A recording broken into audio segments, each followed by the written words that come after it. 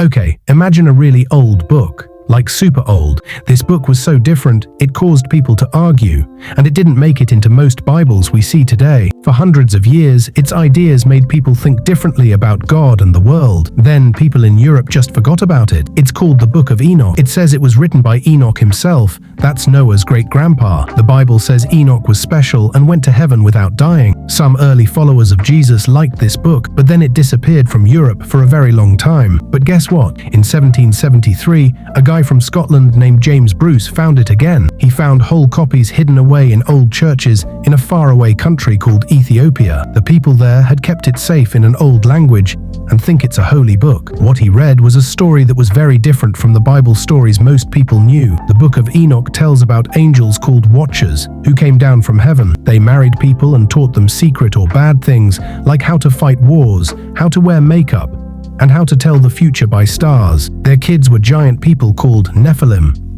The book says all this badness from the Watchers and their kids is why God decided to send the Great Flood.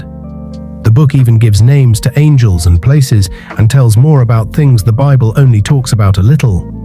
Like how Enoch went on trips to heaven, saw God's special chair, called a throne, and had dreams about the future. So why isn't this book, which people like Tertullian talked about, and which has some ideas in the Bible book of Jude in most Bibles? Smart people who study old books think a few reasons. Some parts seem too strange or weird. It said angels taught people to be bad, which made it hard to understand if people were really in trouble for their own bad choices. Some people thought Enoch didn't really write it, even though the book says he did. It was written in a style that was like a dream or vision about the end of the world, which was hard for some people. Then something cool happened in 1947. Very old scrolls called the Dead Sea Scrolls were found, and guess what? They had many copies of the Book of Enoch. This showed that lots of people read it a long time ago, even when Jesus was alive. Parts of this book are now thought to be older than many books that are in the Bible. The book also has tricky parts about stars and how they move. This makes some people wonder if people long ago knew more about the stars than we thought.